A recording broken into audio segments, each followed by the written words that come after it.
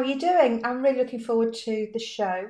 We're going to be talking about how to facilitate a problem solving workshop.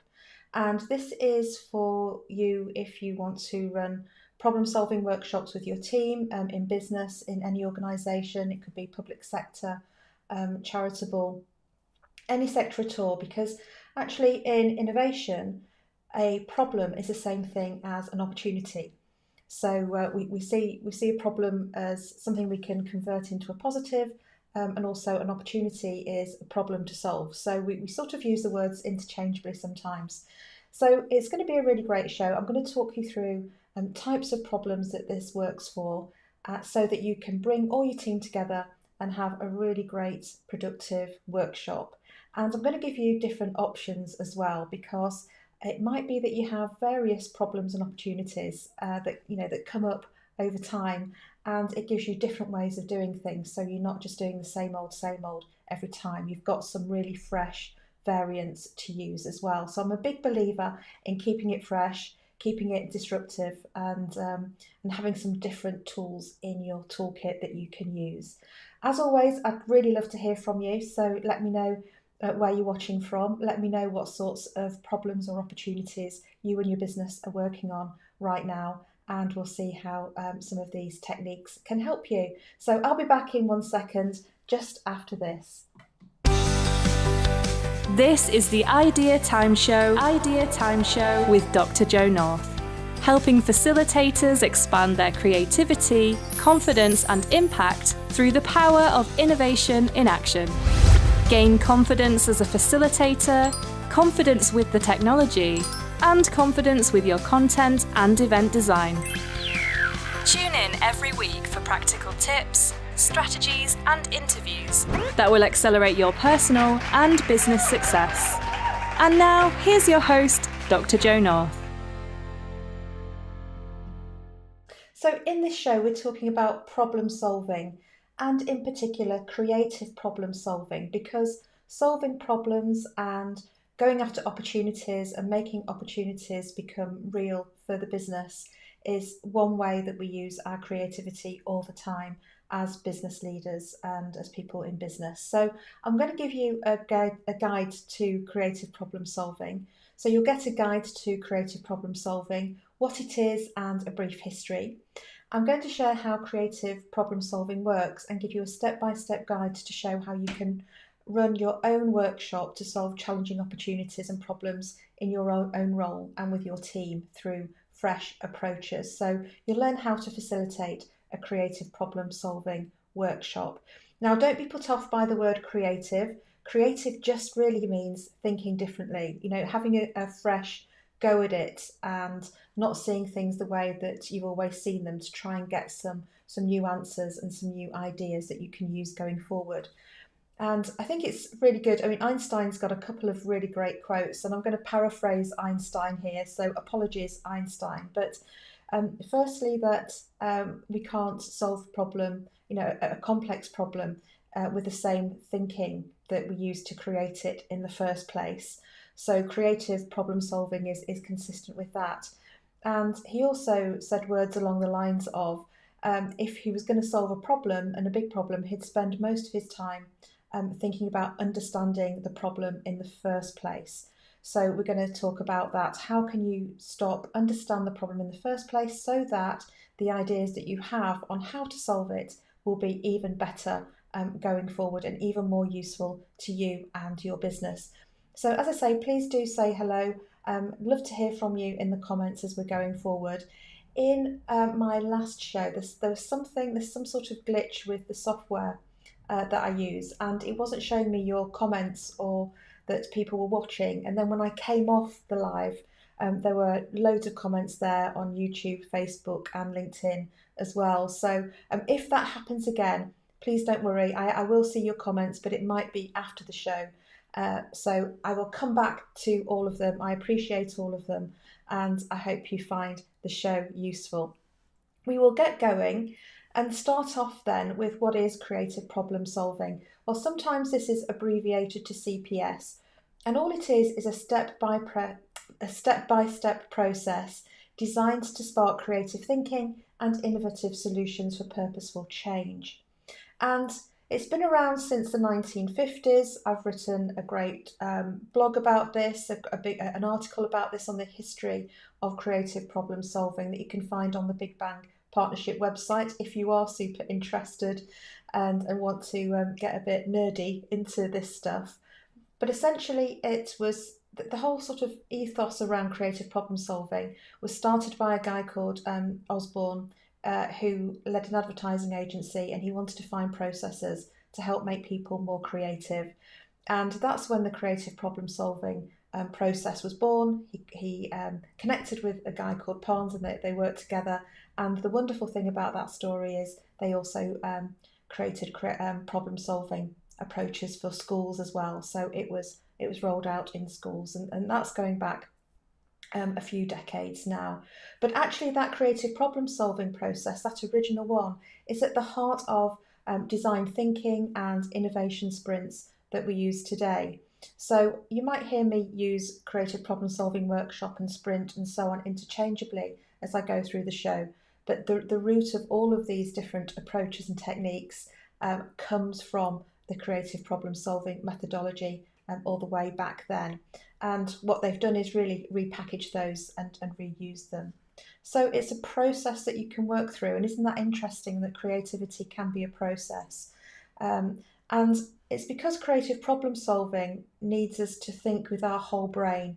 We need to be imaginative and expansive and creative, but then we also need to be analytical, logical, and use our critical evaluation mindset to approach those potential solutions and see which ones of those might work best for us, and so on.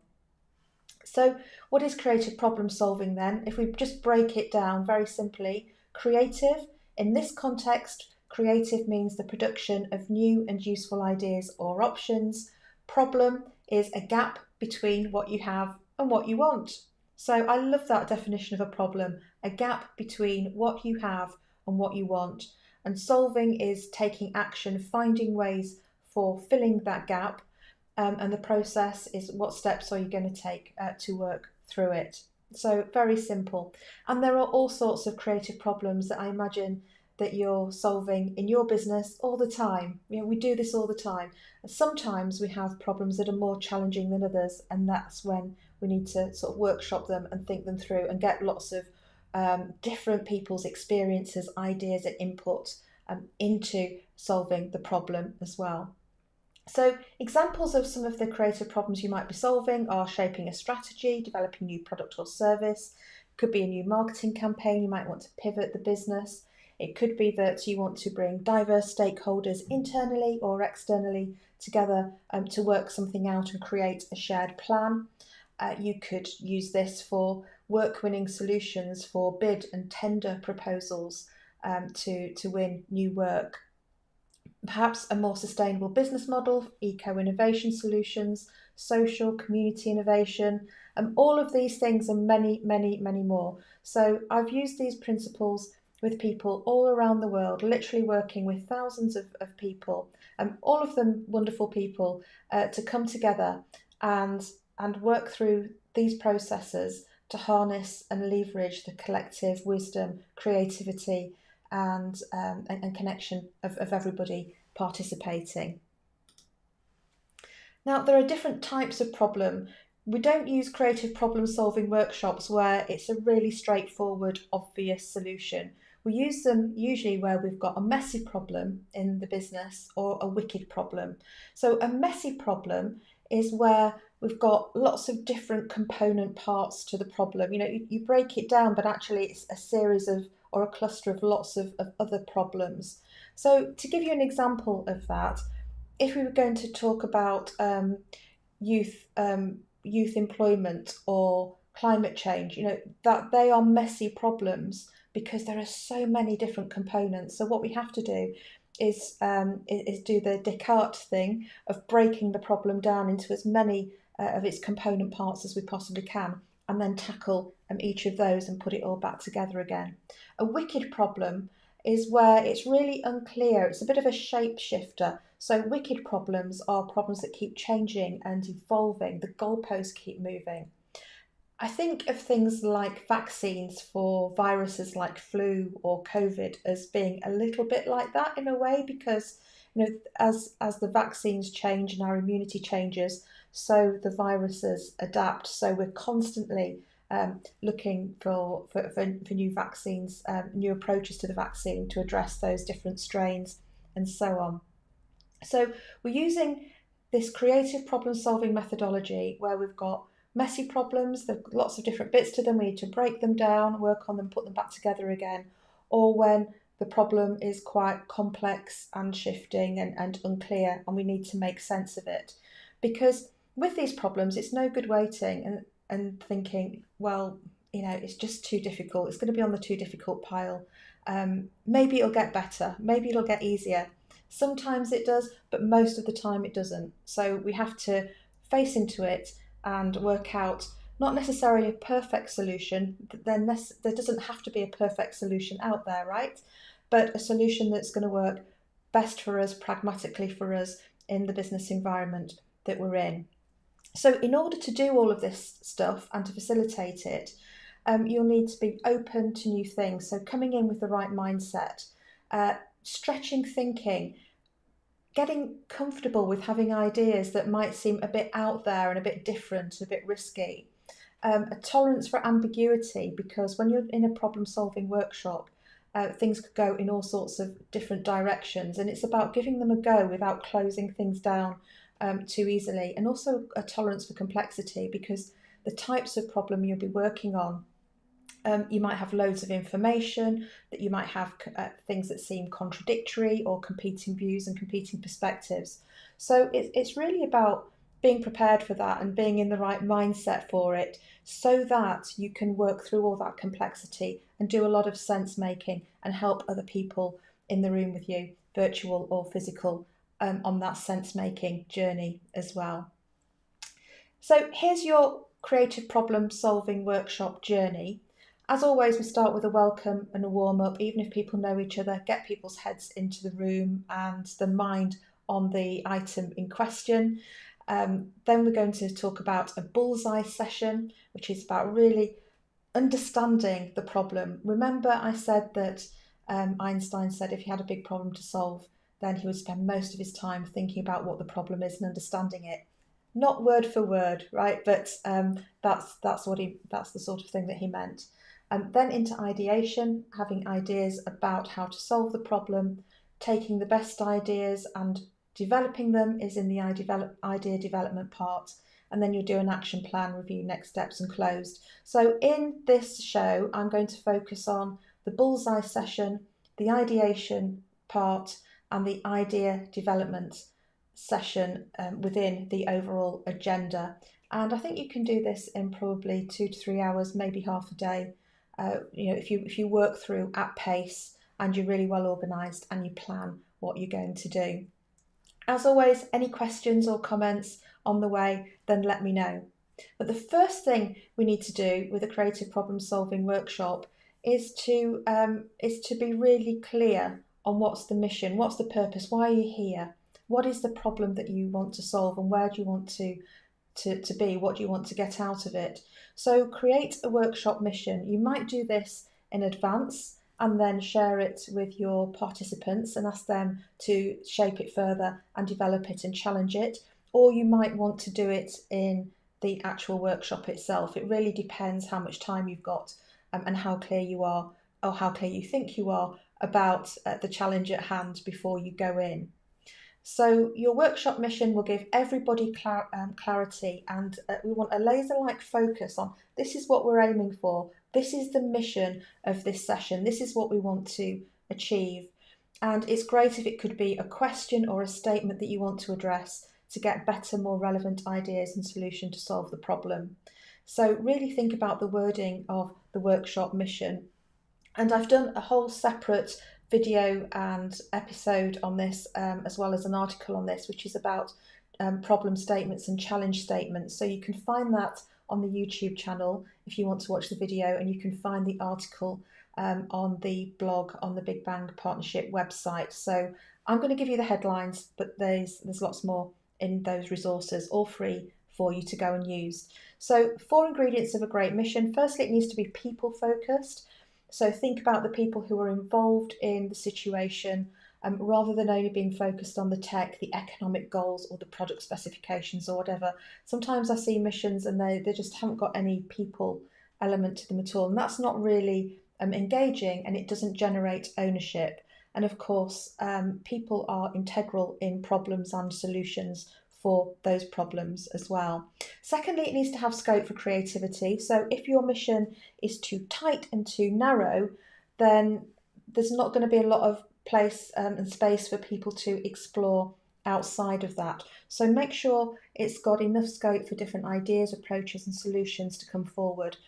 At the same time, it needs to have specific and relevant focus so that it's bounded enough that people know what it is they're working on. Because if it's too broad, then people are going to lack direction and they're going to bounce around talking about things and exploring things that aren't necessarily going to be helpful. And fourthly, make it positive. So make it about what you do want to achieve rather than what you don't. Yep. So make it about what you want to get, not what you want to avoid. So make sure it's positive. Okay, so you're going to spend some time, first of all, I hope, if you take these tips on board, preparing your data and information for the workshop. And you might want to get together with some colleagues to do this. But think about having established an outline of what you think your workshop mission might be. Think about what data and information you need to understand the problem. Right, so this is all about what do you need to understand the problem? What do you need? Why do you need it? Who's got that information? So the information might exist in a presentation that's been previously done, or on the internet, or in a spreadsheet somewhere, or in somebody's head, or in somebody's experience. So think about data in its broadest sense, right? So what do you need? Why do you need it? Who will give it to you, or who can you get it from, and where does it sit? And think about how you're going to use that. So are you going to get a lot of information together and share it in advance of the session so that people can do some pre-work and come prepared to think about it? Are you going to get people along to come and share and present some of that information so that everybody's starting off from the same point? So it's really important that your participants in your workshop have the information they need to come up with useful ideas and solutions to solve the problem. So this is really worth doing before you start actually in the room with people. So now we're into the workshop itself, and step one is the bullseye session. So after you've done your welcome and warm up, you really now need to get people targeted and focused on that problem or challenge mission that you've created.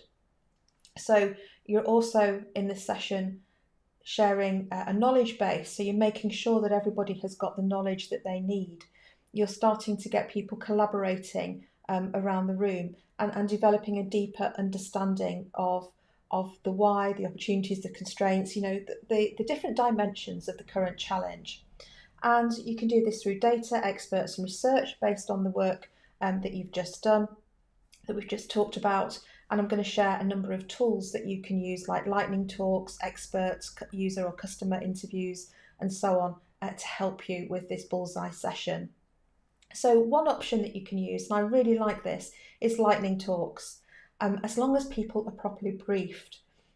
So these are really super fast presentation style delivery of content. So you could get different stakeholders, customers, experts talking about their view on the problem or giving you some technical input into the problem that you're working on, but they need to do it in a really focused way. 10 to 15 minutes, absolute max.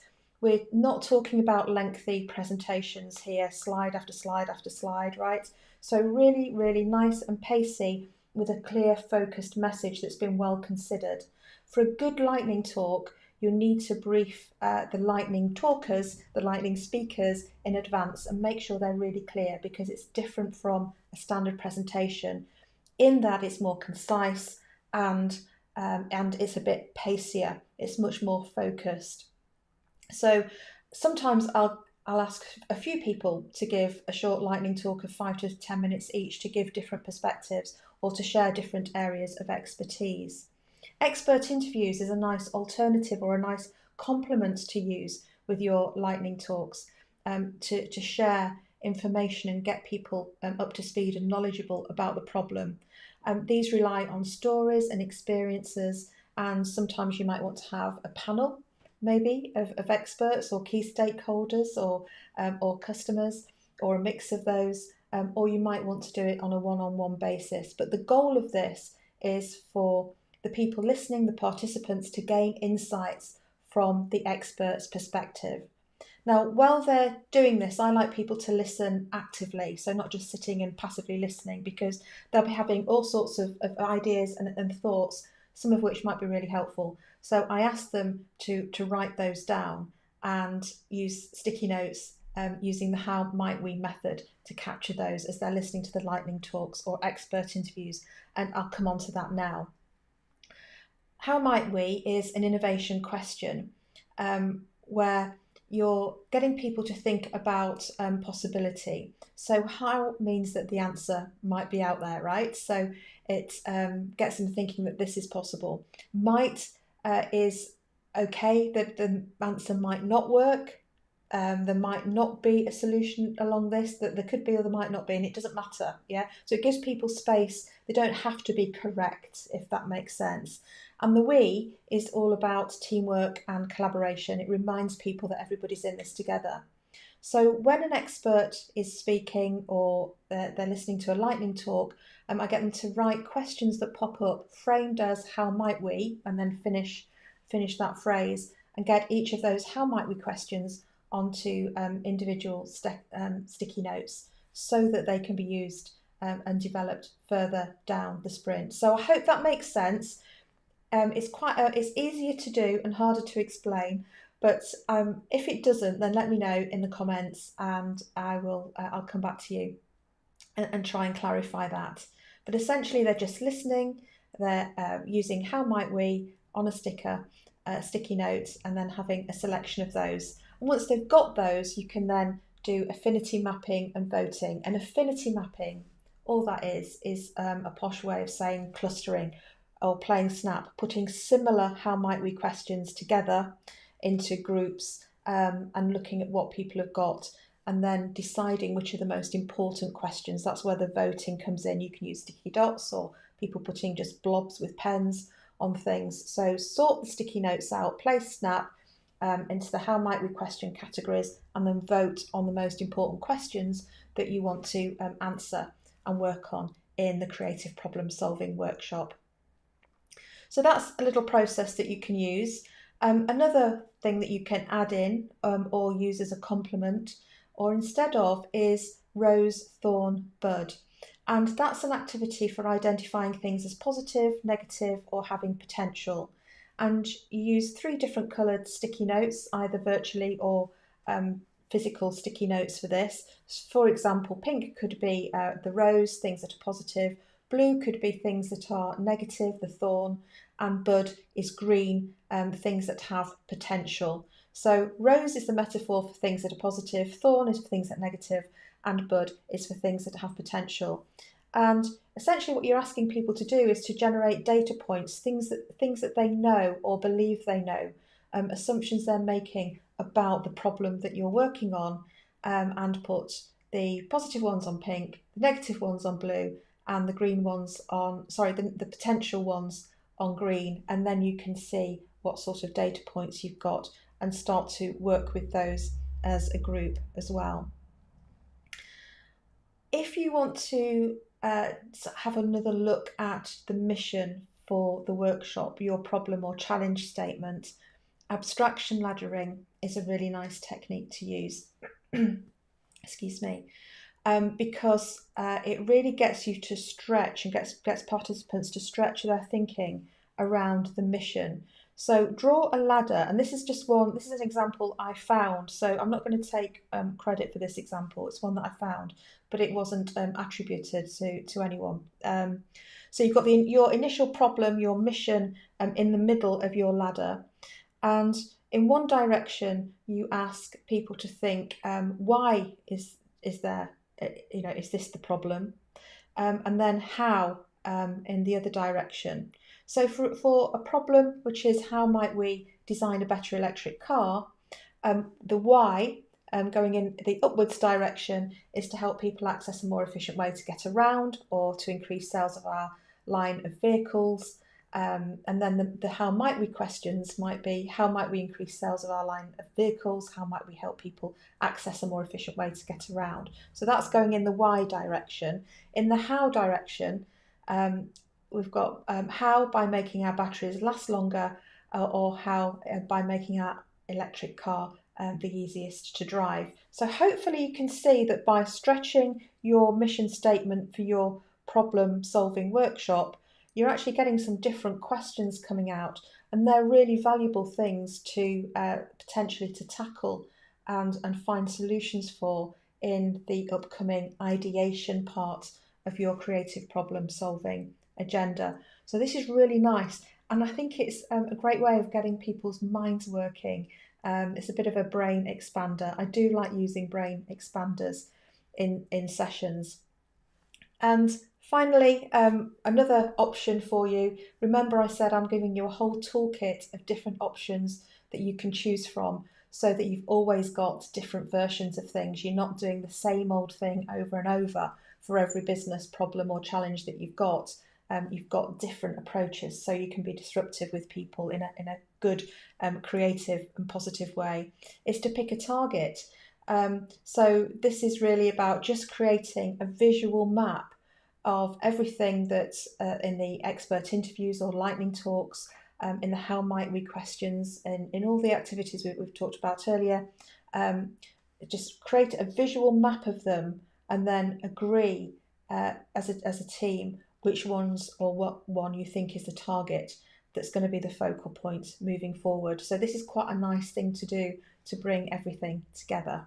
You don't have to do all of these, right? These are just ideas so that you can put them together in a modular fashion in different ways. The one thing I think is really important to do is sit down and think about what data and information and expertise and technical input and background information you need before you start, right? Always do that, and then you can play around with how you run your bullseye session. So that's the first bit of the agenda, and the next bit in your toolkit is for the ideation stage. Ideation, of course, simply means coming up with ideas, and in creative problem solving we separate having ideas from evaluating those ideas, because if we are trying to evaluate ideas as we have them, then we get in our own way and we're using different bits of the brain, and it's just not great. It shuts the thinking down. So let's have loads of ideas, and then when we've had loads of ideas, that's the time to stop and do the evaluation. And we'll do more of that in stage 3, which is idea development. Okay, on with ideation. The purpose of this is to generate ideas and potential solutions. We're going to talk about doing things like sketching and other idea generation activities. And one thing that you could start with, some of these are also used in innovation sprint processes, but you could ask delegates to think about a comparable problem. So where has a similar problem been tackled elsewhere and solved? And how can you transfer some of the learning from how that was solved into the problem that you're trying to solve? I've mentioned this example before, but I heard at a wonderful maritime event I was involved with. I heard Steve Rader speak, who's got his own consultancy and also works in collaborative innovation at NASA. And he talked about the example of a potato crisp, and how that the excess oil in the production process is shaken off through vibration, but that was causing damage to the potato chips. or crisps.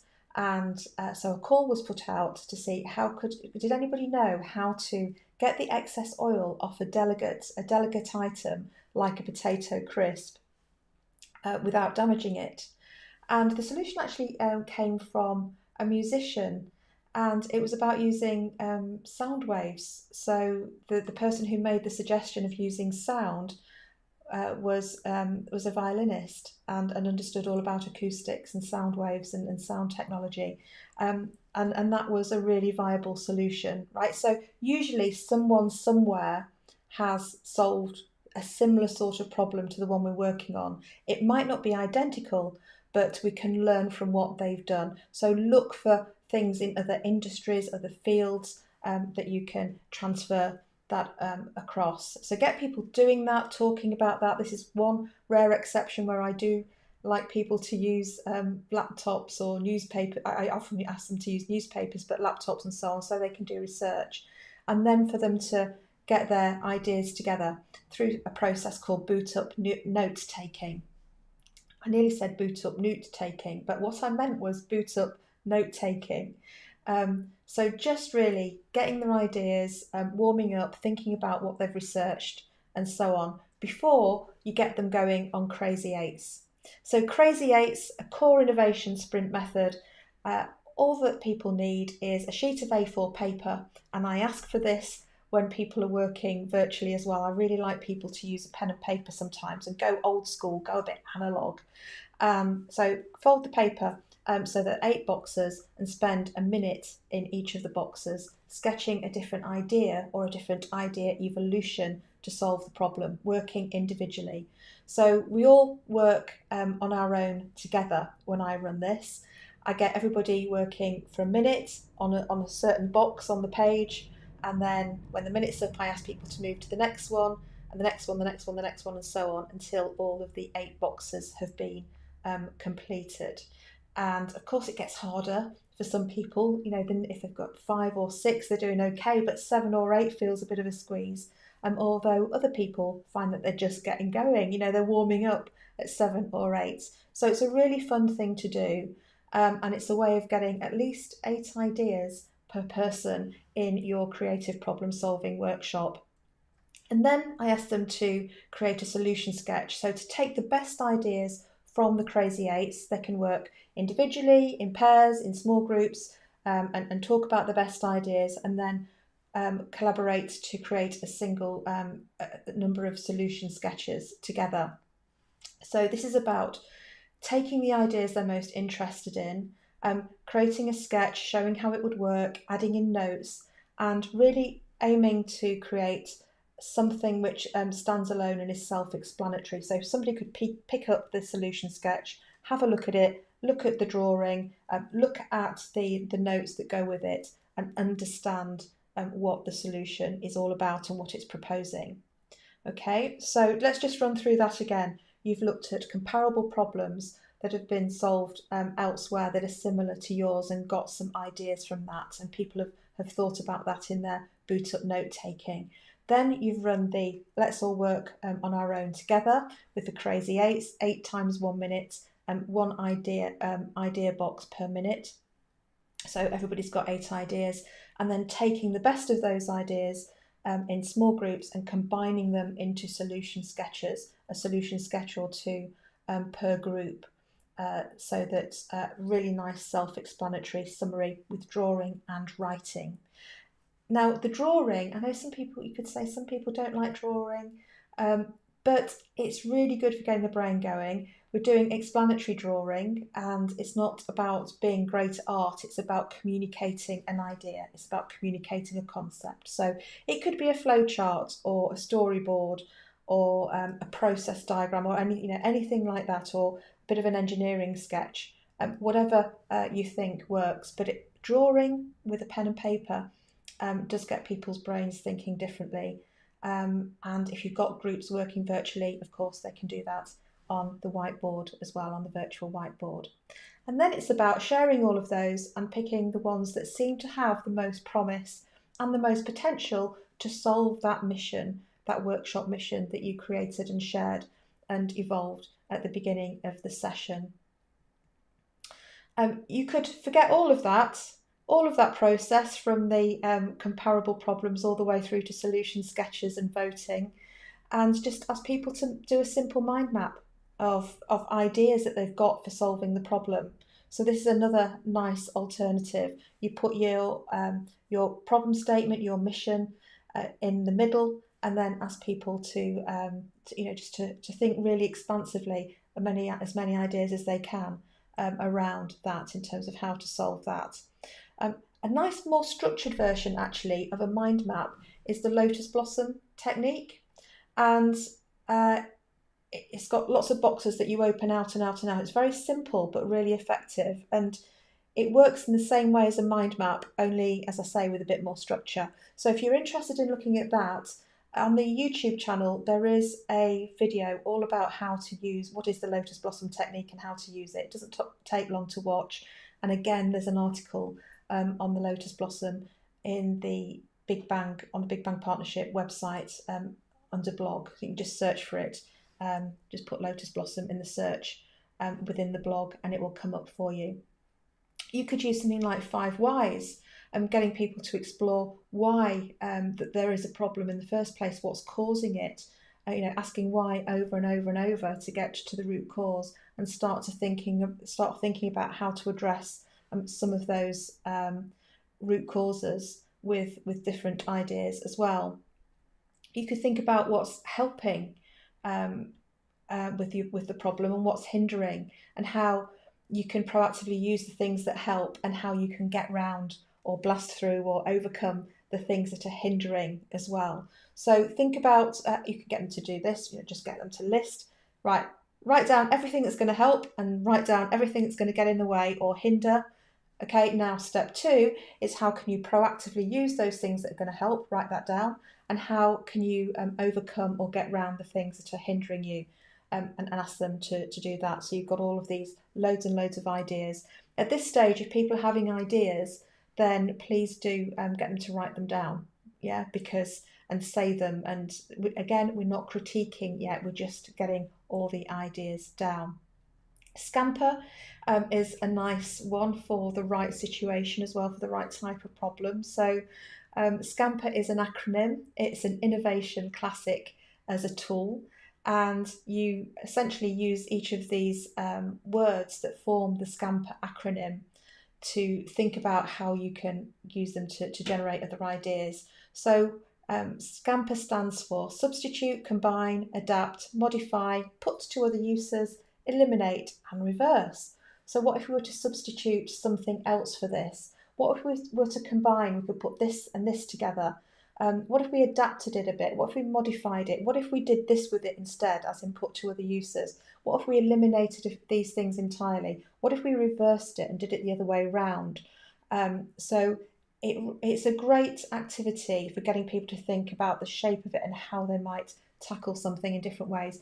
I find this is great for product development, tech development, engineering solutions, those sorts of things where there's something, I suppose, is software tangible, but you know what I mean, where there's something tangible that you're working on. You could do loves and bugs, ask people what they love about the way things are operating now and what bugs them, and then what could they do to make the most of the bug. I'll say that again, and what they could do to make the most of the loves and what they could do to overcome the bugs. So this is a nice alternative to help and hinder. Loads of ideation activities there in the toolkit. By the way, if you would like a set of these slides, then do put a note in the comments or send me a DM and I'll send you this slide deck if that's useful for you. Finally, we're on to the third stage, which is idea development. We've had lots of ideas. Now we need to select the best of those and develop them into workable solutions. So this is about prioritization. It's about testing those ideas and bulletproofing them as well. So if you've got loads of ideas, a really quick way to sort them out is this super simple impact effort matrix. So you've got effort on the bottom axis. So if you imagine two axes, effort on the bottom from low to high, and impact on the vertical axis from low to high. So things that fall into high effort, high impact are major projects. Things that are low effort and high impact are nice quick wins. So we'd like quick wins and major projects, but the fill-ins, the things that are low effort and low impact, yeah, they're just a distraction. We don't really want to be spending time on those. And thankless tasks, even less so, they're the things that are high effort and have a low impact. So you get your delegates to sort them out and put them put their ideas, and then that they can drive out where they see the priorities and focus on working on those. So thank you very much. I've got some comments here. So Amanda, good to see you. Thank you very much for watching. Yes, of course, I will send over a set of the slides. And I've got a couple of people on Facebook as well saying, yes, please, Jo, could I have a set? There's a few comments there. Now, Facebook, it depends on your privacy settings. I can't always see who the comment is from. So I'll go back and have a look. But it might be that you just might need to let me know who you are. But I'll have a look in the comments after the show. But of course, I will send these slides to you. And so sorting those ideas out is really key. And then for those ideas, it's a really good thing to get people to think about, well, what's the minimum viable proposition? If we were going to actually do these ideas for real, right, what's the minimum workable solution that we would need? Now, what an MVP is, it's about getting an idea off the ground really quickly, effectively and efficiently so that you can get it out there, test it and learn from it and get the problem getting solved in motion really quite quickly. So think about what your solution must have if it's to solve the problem that you've come into the workshop to do. Think about what would be nice to have and what it must avoid. And then what this helps you do is it helps you to avoid scope creep, right? So it keeps it nice and focused so you can get the solution moving really quickly as a team. So for the best ideas, create an MVP, a minimum viable proposition. And again, as I'm going through these, I'm trying to go through at quite a pace. So if you have got any questions and I'm not being clear about anything, just shout, let me know in the comments, and I will aim to clarify. The other thing that is really important for strengthening solutions is making sure that the assumptions that people have and the beliefs that they've got about whether or not it will work are based on good stuff or not. So assumption surfacing means getting the most promising idea and listing all the reasons why they think it's the best choice so that those reasons can then be tested. So it could be demand, deliverability, the financials and other. You might have some categories that you share with them and ask them to give as many reasons as possible why they think this is the best solution, so that the next step is then to ask them to write counter assumptions against all of those. So they're thinking about all the reasons that something is going to, why something is going to be the best idea. And then they're challenging themselves on whether or not those reasons still stack up. And it's just a great one to do. If you are about to present a business case or a business plan or something like that, and you're making a strong case for something, think about all the assumptions you're making and then think about all the counter assumptions so that you can just really test those and also be prepared for any questions and different perspectives that you might have, that other people might have rather. And then you can design trials. So having identified all of those assumptions and done the counter assumptions, decide which one's most important. Think how you're going to test them, what actions you're going to put in place. Is there any investment that's going to be needed, and how long you think it's going to take when the target completion date is. So you've asked the participants then to identify assumptions and counter assumptions, and then test the assumptions, the most important ones, so that you can really work through the solution. And you'll get knowledge, and you'll learn how viable the solution is and how well it's going to solve the problem that you started off with in the mission for your workshop.